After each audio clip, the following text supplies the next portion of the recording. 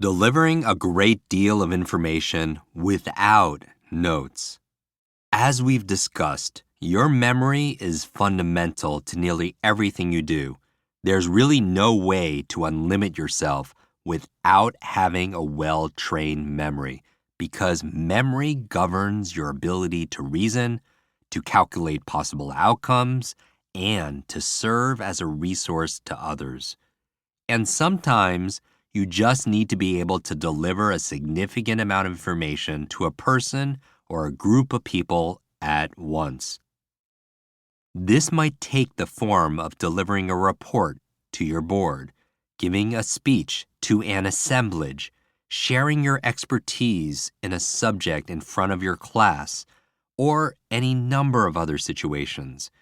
And in many of these cases, it's critical that you be able to do this without having any notes in front of you, because the notes would suggest that you are less well-versed in the material than you should be.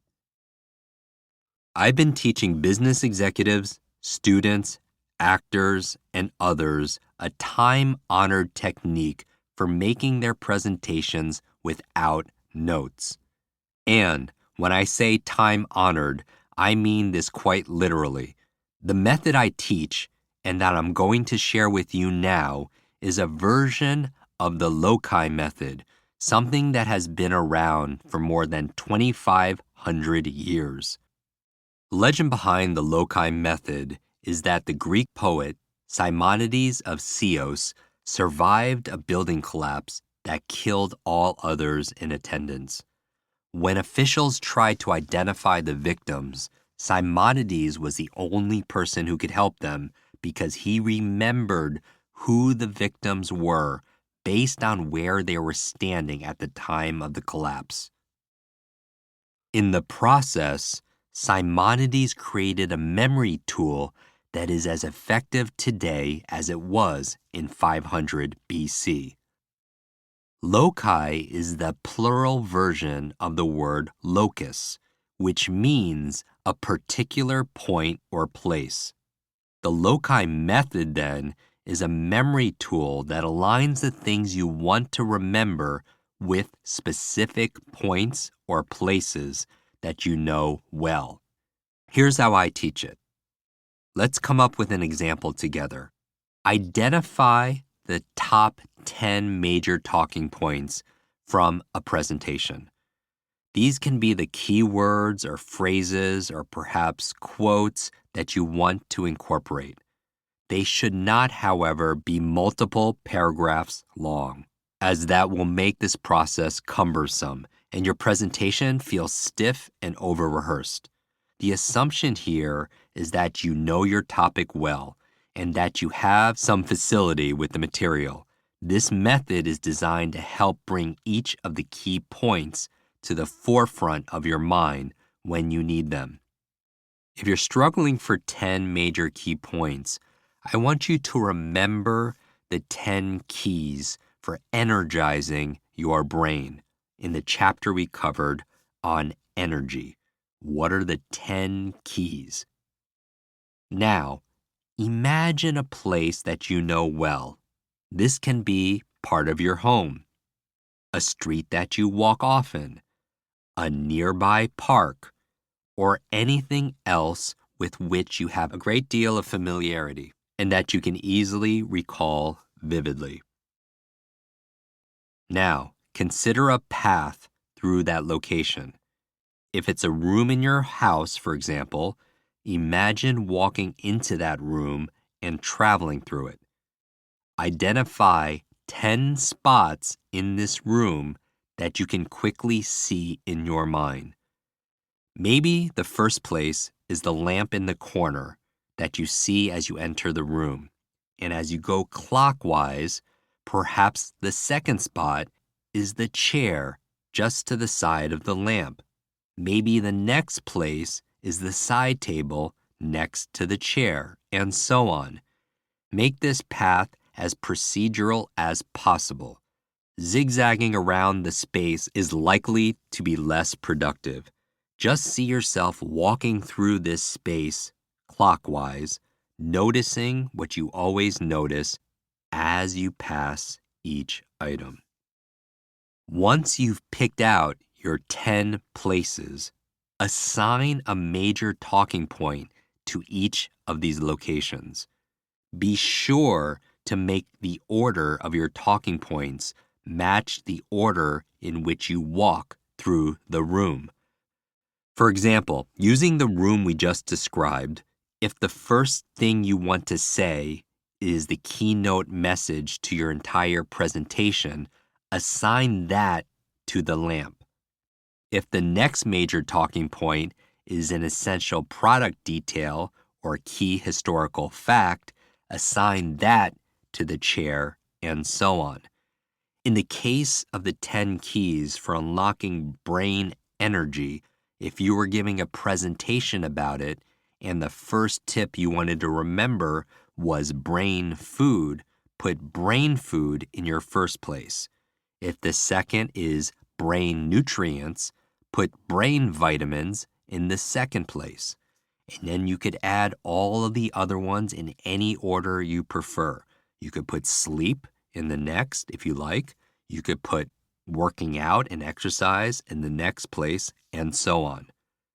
Now practice your presentation, using your walk through the location as a tool for remembering each of the primary messages in the presentation.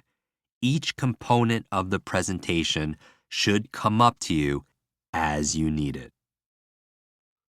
Another name for this process is called the memory palace, where you're walking around the palace of your home and remembering what you put in the first place, the second place, the third place.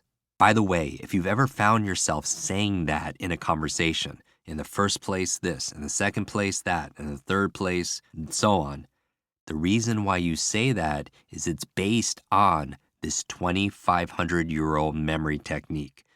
The memory technique itself is hardly used. We're bringing it back with this book, but the languaging is still there. That's how people used to remember a lot of information at a time.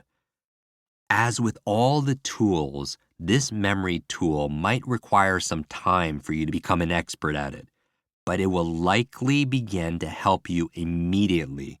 With practice, you should find it possible for you to access large chunks of information without referring to your notes. Your recall will improve dramatically, and your speeches and reports will seem more natural. You can employ this approach whenever you need to memorize in bulk.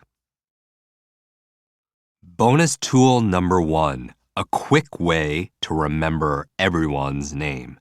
As we discussed earlier, failure to remember something like the name of a person you've just met is often a case of you not being attentive in that moment.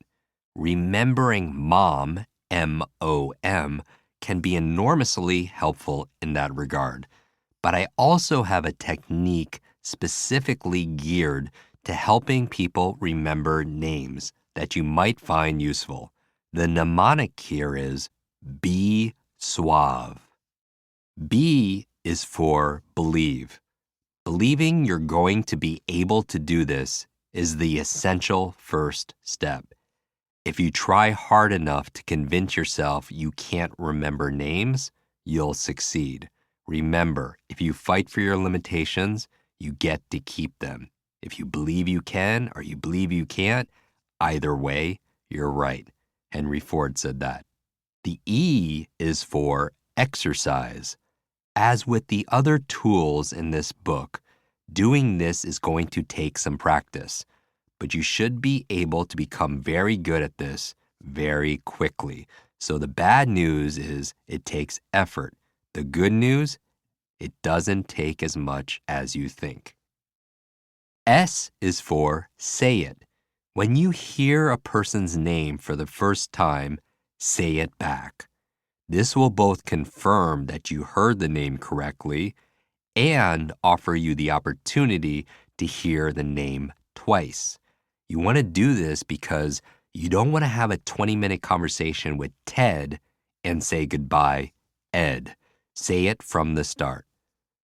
U is for use it. During the course of your conversation with the person, use their name, but don't abuse it. Use it 3 or 4 times in the context of the conversation. This will help to lock it in. A is for ask. Ask where a person's name came from. This would be a little odd if you were asking about a name like Jim, but it's particularly helpful when meeting someone with a less common name. What can you ask about a person's name? How do you spell it? Where's it from? Who were you named after? Are you related to this person? What does your name mean? Remember, a name is the sweetest sound to a person's ears. V is for visualize. Visualization is an incredibly powerful memory tool, as we already saw with the loci method. Try to attach an image of a person's name. For example, if you meet someone named Mary, you can imagine the person wearing a wedding veil as you're saying hello. If a person's name is Mike, imagine they jump on the table and start singing karaoke on a mic. If a person's name is John, well, you get the idea. E stands for end. When you part ways with the person, end your conversation by saying the person's name.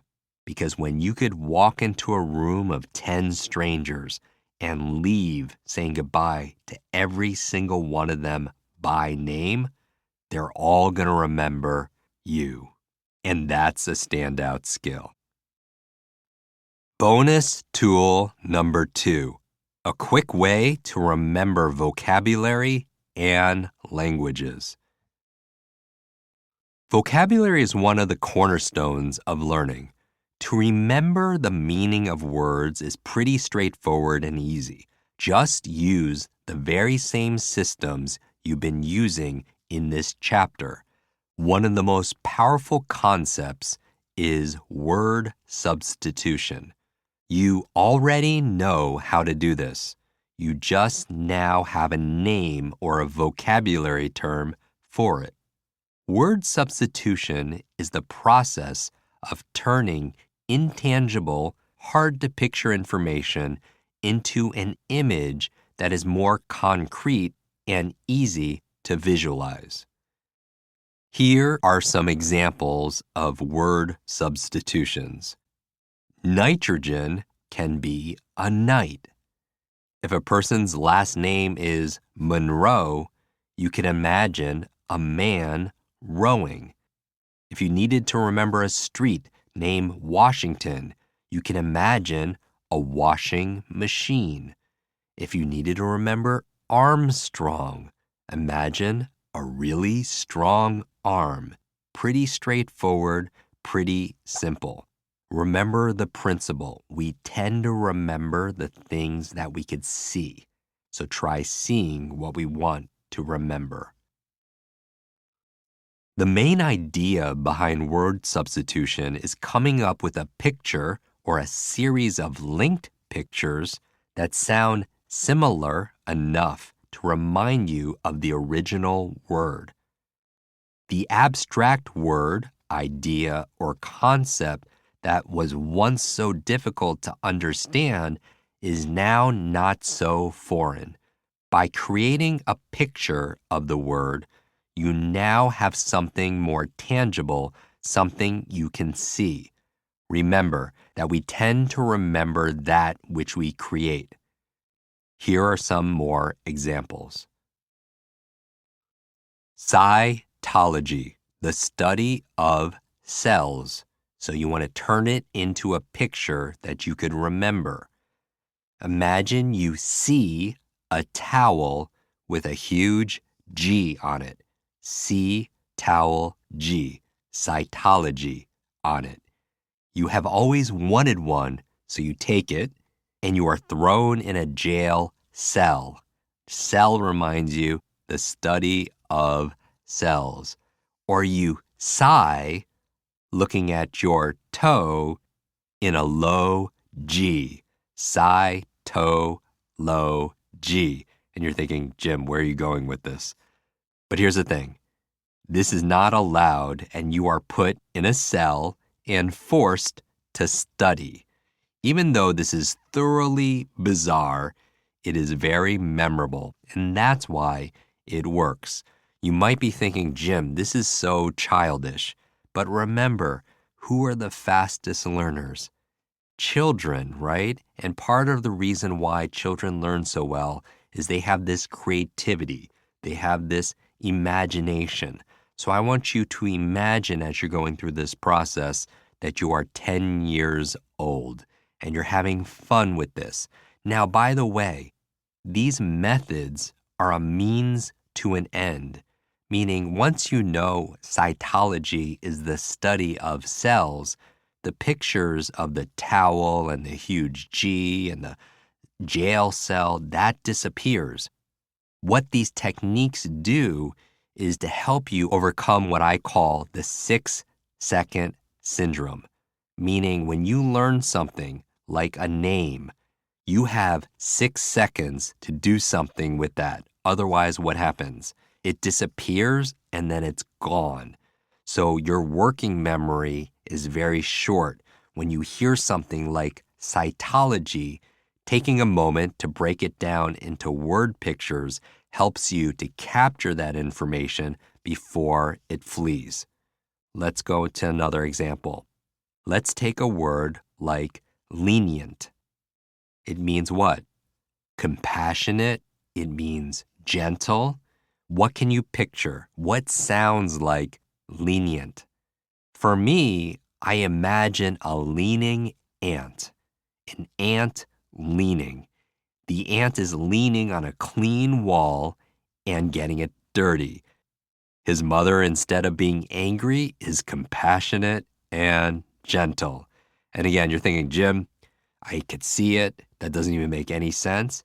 That's why you remember it. We tend to remember the things that we could picture that are a little bit illogical and things that actually make us feel a certain way. Now, you could apply this towards any words, and I think you probably know this because going back to the example of names and faces, when you forget someone's name, I imagine you do this. You start thinking, oh my goodness, I'm so nervous. I forgot the person's name. Does it start with an A? Does it start with a B? Does it start with a C? And you start going through the alphabet. And you get really worried when you get to the letter W because there aren't a lot of letters left, right? But sometimes, does it work? You're like, yeah, it does, Jim. I come up with D and I was like, oh, it's David. If you could get a reminder from just one little letter to remind you of a name, imagine if you had something closer that sounds like it or reminds you, just like we used a balloon to represent helium. You know, for David, going back to names, I think of a slingshot. Why? David and Goliath. So this is the word substitution method. So this system can be used for not only vocabulary. Yes, if you wanted to remember a word like extol, it means to praise, you can imagine eggs and a toll booth and add the word praise. If you wanted to remember the word sycophant means a people pleaser, turn sycophant into a picture. Sick of ant. And you make a picture out of it. Another example, supercilious. It means arrogant. Super silly ass. It just builds itself, right? So this system can be used for practically anything, including learning foreign languages, which works the same way as remembering vocabulary. In fact, some of the vocabulary words you encounter in English might as well be in another language. For example, let's talk about French. Très bien means very good. For me, that sounds like tray and bean. Picture yourself babysitting and rewarding the child a silver tray with a giant bean on it. The child was very good. Facile. Facile means easy, which sounds like face eel. And you're thinking, Jim, this is kind of silly. Again, these are mnemonic devices, a fun way to code the information so you could store it. And once you know facile means easy, the picture disappears. But in this case, imagine a friend challenging you to hold an eel close to your face. You do it and say, that's easy. Travailler, which sounds like traveler to me, means to work. All you have to do is picture a traveler coming up to you and inviting you on a vacation, but you can't go because you have to work. You get the idea. Now in the book, we have multiple examples, but let's do a few more. Escargot. What's escargot? It means snail. You know that. For me, I hear scar and I hear go, or I hear escargot. And it's always about breaking it down into syllables and making a picture to help you to remember it. So you could picture a snail with a scar and what? They go. Merci. What does it mean? Thank you. Break it down. Mare-see. What's a mare? A female horse. And see, vision, like glasses, or mare in a sea. And imagine the mare in the sea saying what? Thank you. How do you say in French, how are you? Comment allez-vous? Comment allez-vous? Imagine, just break it down into something that sounds just a little bit like it.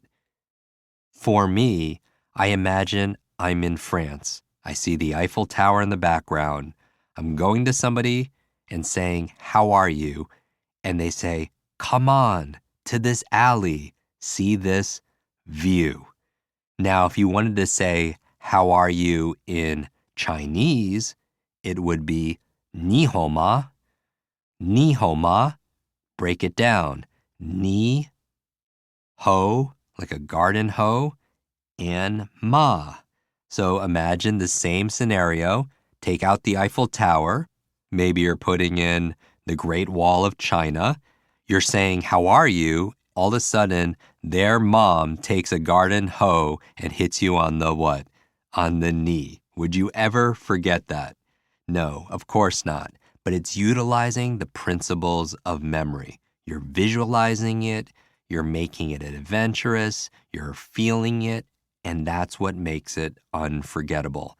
And again, remember, these are a means to an end. Once you know it's ni hou ma or comment allez-vous, then the pictures disappear. Let's do some vocabulary words in Spanish. How do you say butterfly in Spanish? Mariposa. Mariposa. For me, I hear Mary posing. And so I just imagine Mary posing with what? Butterflies, to help you to remember it. Aprender. For me, sounds like a blender, which means to learn. Picture yourself taking your books and putting them in a blender. How do you say eggs in Spanish? Huevos. I think waves and O's and eggs. There's just a story right there. Huevos, a bunch of waves and O's and eggs. So you could put these together in a fun, interesting way, and it's a shortcut as opposed to using the rote repetition, where you're going huevos, eggs, huevos, eggs, huevos, eggs. It's not frequency, it's not duration, because both of those take time. It's intensity. Intensity is using action, exaggeration, making it illogical, making it outstanding, making it unusual, making it emotional. And that's how you learn. And so you don't have to take the time if you could use the intensity. So if you refer to the book, there are many, many examples. But the best thing you could do is really focus on the words you most want to learn. So what I would recommend you do is to go online, search the language that you're interested in picking up, the vocabulary words, and look at the most common words. Use the most common words first and use this word substitution as a way of practicing learning that language around the most used words, the ones used most frequently. Let's do a few more. Escuela, which means what in Spanish? It means school. A lot of education words here. For me, I think of what? Quail. Picture a quail with a giant Superman S on its chest going to where? School. One simple picture is worth what? 1,000 words. So in the book, there are lots of examples there. And even if you don't go through the book, what I would recommend, again, is going online, picking a language, and focusing on the words that are used most. Ayuda, which sounds like, are you the? It means help in Spanish. Maybe picture yourself in need of help, and someone comes to rescue you and asks, are you the? Are you the fill in the blank? And that helps you to remember the word help.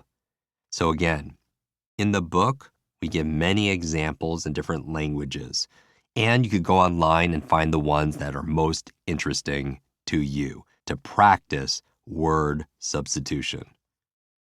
Now notice why this works. Going back to the 4 elements of an active focus and memory, you have visualization, association, emotion, and location. The story is taking place somewhere. That's why word substitution works. Now again, in the print version of the book, we have many examples there. I've used these examples to better introduce you to the basics, build upon them, and understand their significance. You can use these skills for practically anything. These systems are both flexible and universal. For example, if you want to remember whether a word is masculine or feminine, simply add the picture of a top hat for masculine words and maybe a dress for feminine words. There are no rules, so be creative, be outrageous, and have fun with them. Stack it. To learn new vocabulary or foreign language words, combine the strategy above with methods that you've already learned from our chapter on study. For example, we talked about space repetition. That would be extremely valuable in this application. We also talked about the power of music. Playing Baroque music in the background as you study foreign language words is a very effective way at helping to learn that language. Another technique, as you're learning these languages, use breathing patterns, rhythmic breath, or sense. Imagine as you're studying, you're using a unique lip balm or chewing gum or essential oil as you're studying the words, and when you're tested, use that same fragrance to help those memories come alive. The study techniques already in your toolbox will serve a bold new purpose here. Before we move on, I hope you can see now that having a well-trained memory is an essential part of unlimiting yourself.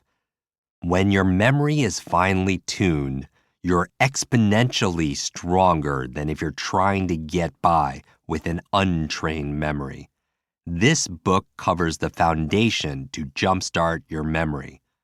Visit limitlessbook.com/resource to get the 3-part memory training videos as my gift to you.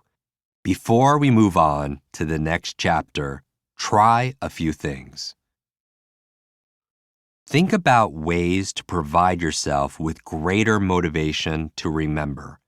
Simply thinking it would be nice to have a better memory is probably not enough.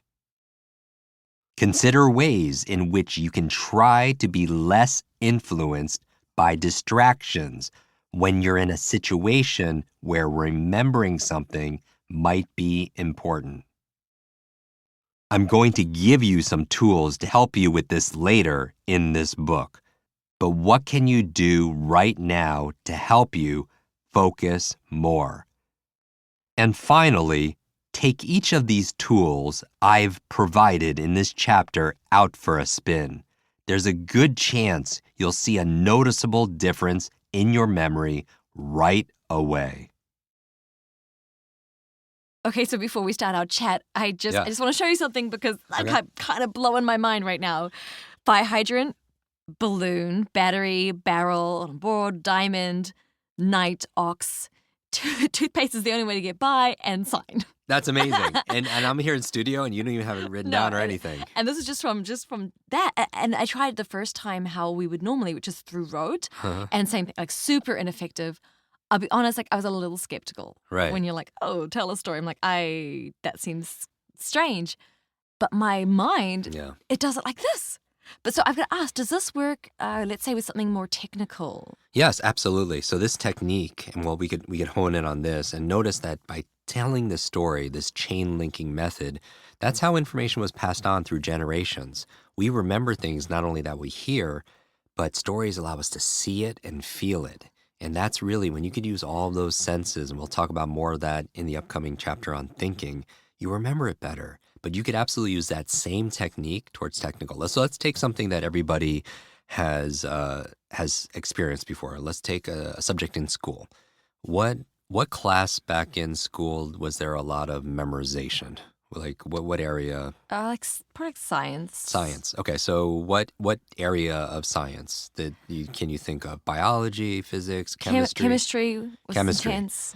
You remember in chemistry you had that thing on the wall? It was like probably generations old. It was that big table. Oh, the periodic table. The periodic table. Yeah. Right. Oh, yeah. So I think everyone, and we have people listening to this all over the world, and so I think everyone remembers that periodic table. Do you remember?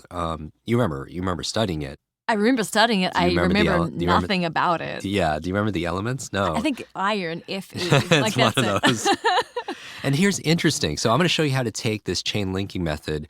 And if we could apply that towards memorizing something that is technical, so the periodic table is technical. If we could apply it towards something that's boring, because it's not the most thrilling thing in the world, and if we could apply it towards something that's not really relevant. I mean, obviously those elements are very relevant to our life. But not to my personal but right not now. to our personal. Yeah. So if you could use this chain linking technique that you just used and practiced in this chapter and apply it towards something that's difficult, that's boring, and that's not relevant, wow, what else can you apply it towards things that you're actually interested in and that's easy or something that you're passionate and you see a value in your career or something? So let's take the elements of the periodic table. I want everyone who's listening to do this with us. And so this is not scripted. I want you to think about the elements, and most people, do you remember most of them? Probably not, so I'll go through them. The first one is hydrogen, helium, lithium, beryllium, boron, carbon, nitrogen, oxygen, fluorine, neon. We'll stop there. That's the first 10. And you're like, Jim, you could be making these up because I really don't remember any of these, but they sound familiar. And so how many do you remember in order? So I want everyone to just maybe take out a piece of paper, do this mental thought experiment with me. And how many do you remember in order? No checking your phone.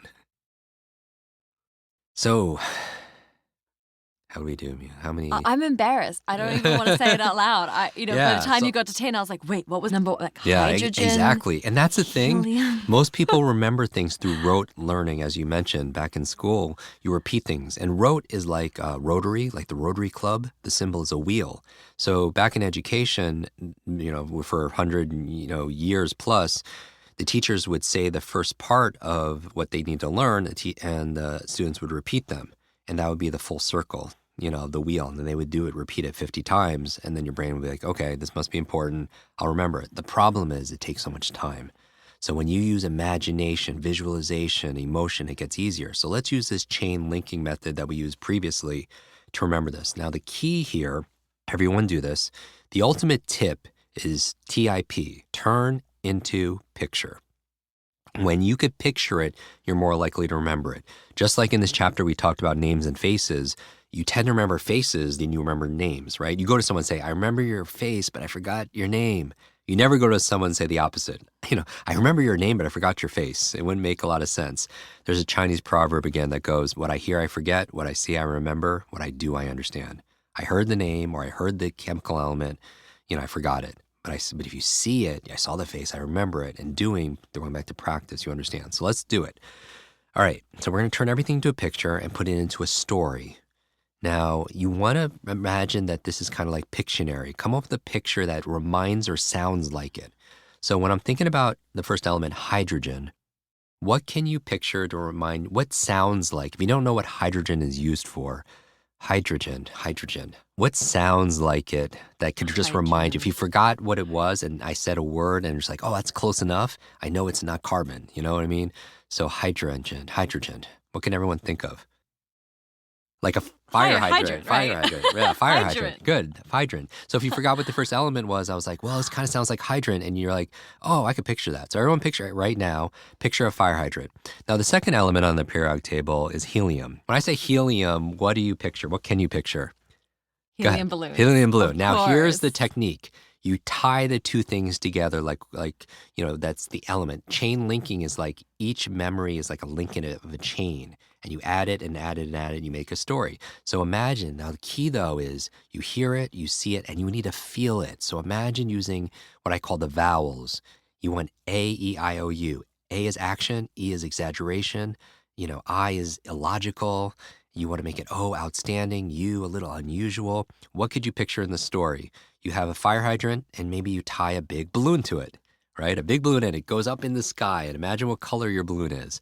Now, the next element is lithium. Lithium are used in phone batteries. Batteries, exactly. So I want you to imagine batteries coming and they're flying through the air and they pop the balloon. Can you imagine that? Yes. Yes? You look like this is a little familiar to you. The story is a little bit familiar. It's like blowing my mind. I didn't see the connection. I'm like, wow. And so you're like, Jim, oh my God, that we did this story already. And so you taught me the periodic table because after that, the batteries that are popping the balloon and lithium batteries. So that reminds me of lithium as the third element. And in the next element is beryllium. Beryllium. And so the batteries are coming from the barrel. In the side of the barrel, you have a board, right? And that's to remind you of boron. And rolling down the board is a diamond. And then the diamond is reminds you of carbon because the diamond is made out of carbon. Now, obviously, this is a made-up list. I designed it this way. But if you didn't use a diamond, you could imagine a car full of bonbons rolling down the board. And then the diamond falls on whose head? It falls on Knight, right? It falls on a knight's head. And then in the story, night is nitrogen. Yeah. And then the ox is oxygen. Good. And then you brush the teeth with toothpaste, which is it's the fluorine. Oh, fluorine, right. And then the toothpaste, it goes up to the sign and it explodes and everything else. The sign was a neon sign. And that reminds you of the 10th element, which is neon. So when you're learning something, even something technical, being able to create a really strong association with, an image that will link you back to that term and then connecting each one in a very sort of visceral way, this is what helps create that. Absolutely. Wow. The best way to memorize things is not through frequency or duration. Frequency takes time. That's repeating over and over again. Duration, studying for a long, long period of time. Intensity, if you can make it so intense, you don't have to spend the time to be able to learn it. The lesson here, everybody, is this, is there is no such thing as a good or bad memory. There's a trained memory and an untrained memory. I just feel like this should have been taught back in school. They teach you 3 R's: reading, writing, arithmetic. Obviously, spelling wasn't one of them. But the 4th R, remembering, right? You need to have the retention. Socrates says there is no learning without remembering. That's a powerful technique. And I know for myself, I've had to remember so much technical information in my life, and many of us do, and we have never been given the tools. So thanks for breaking that down for us. That's so, so helpful. And in the next chapter, you're going to break down something else for us, which you're very famous for this, for teaching this. It's something that confuses a lot of people. Like, how is this possible? It is, of course, speed reading. And so let's learn about why speed reading is so helpful, and let's learn how to do it.